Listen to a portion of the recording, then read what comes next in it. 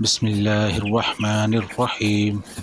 حضرت آدم علیہ السلام کے 2000 سال کے بعد حضرت ابراہیم علیہ السلام اس دنیا میں تشریف لائے۔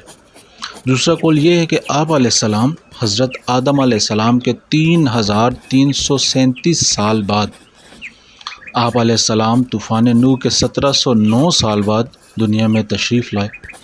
اور ایک قول یہ ہے کہ آپ کی ولادت باشہادت طوفان نوح کے 1263 سال بعد ہوئی۔ تیسرا قول 1079 سال کا ہے۔ حضرت عیسیٰ علیہ السلام سے تقریباً 2300 سال بیشتر حضرت ابراہیم علیہ السلام اس دنیا میں جلوہ گر ہوئے۔ ہم آپ کا زمانہ سید کائنات فخر موجودات علیہ افضل الصلاۃ و اکمل التحیات کے ولادت باشہادت سے تقریباً 3070 سال پہلے ہے۔ حضرت ابراہیم علیہ السلام کے اور نوح علیہ السلام کے مابین 2640 برس کا زمانی فاصلہ ہے۔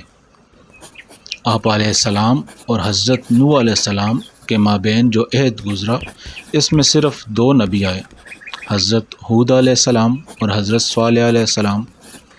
آپ علیہ السلام کے والد ماجد کا نام طارق تھا، اور ایک روایت کے مطابق طارح تھا، اور آپ کی والدہ ماجدہ کا نام ثانی تھا۔ بعض نے نوفا اور بعض نے لیوسا کہا ہے، بعض نے امیلہ بھی کہا ہے، اور ایک روایت یہ بھی ہے کہ آپ کی والدہ محترمہ کا نام بونا بنت کربن ابن کرسی تھا۔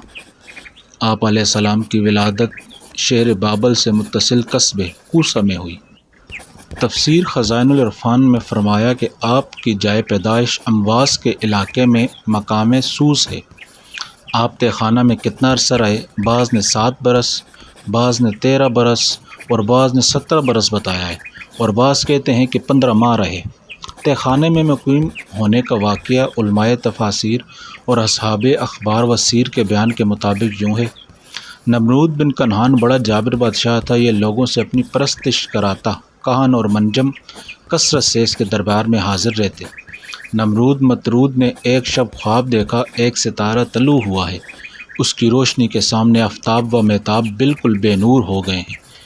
اس سے وہ بہت خوفزدہ ہوا، کہنوں سے تعبیر دریافت کی۔ کہنوں نے کہا، اس سال ایک بچہ پیدا ہوگا جو تیرے زوال اور ملک کے زوال کا باعث ہوگا، اور تیرے دین والے اس کے ہاتھوں ہلاک ہوں گے۔ یہ خبر سن کر نمرود مردود پریشان ہوا، اور اس نے حکم دیا جو بچہ پیدا ہو قتل کر ڈالا جائے، مرد عورت سے علیحدہ رہیں۔ پھر اس کی نگہبانی و پاسبانی کے لیے ایک محکمہ قائم کر دیا گیا۔ تقدیرات الہیہ کو کون ٹال سکتا ہے؟ حضرت ابراہیم علیہ السلام کی والدہ ماجدہ حاملہ ہوئیں۔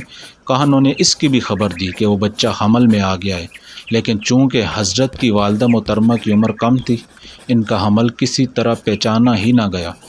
جب زمانہ ولادت باشہادت قریب ہوا تو آپ کی والدہ صاحبہ اس تہ خانے میں چلی گئی جو آپ کے والد محترم نے شہر سے دور کھود کر تیار کر دیا تھا۔ وہاں آپ کی ولادت ہوئی اور وہیں آپ رہے۔ پتھروں سے اس تہ خانے کا دروازہ بند کر دیا جاتا۔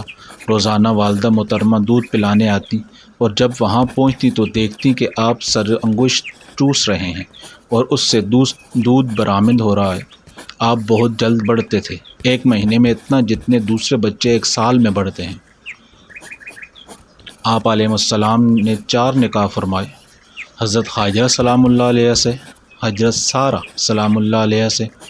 ان دونوں کے وصال کے بعد کنانیوں کی اب صاحبزادی کنتورہ بنت یقطن سے۔ ان کے انتقال کے بعد آپ نے حجون بنت زہیر کو اپنے عقد میں لیا۔ اس متعلق کئی اقوال ہیں کہ آپ کے کتنے صاحبزادے تھے۔ آپ کے 8 صاحبزادے تھے۔ حضرت اسماعیل علیہ السلام حضرت حاجرہ علیہ السلام کے شکم سے پیدا ہوئے۔ حضرت اسحاق علیہ السلام حضرت سارہ رضی اللہ تعالیٰ عنہما کے شکم سے۔ مدائن، مدین، زمران، بخشان، یشبک، نوح، یہ 6 آپ کے تیسری زوجہ کنتورہ بنت یقطن کے شکم سے ہیں۔ ایک دوسری روایت میں 6 بیان ہوئے ہیں۔ علامہ جلال الدین سیوطی نے آپ کے 12 اولاد کرام کے نام بیان فرمائے ہیں: اسماعیل علیہ السلام، اسحاق علیہ السلام، مان، زمران، سرہ، نفش، نفشان، امیم، کیسان، سورہ، لوطان اور نافش۔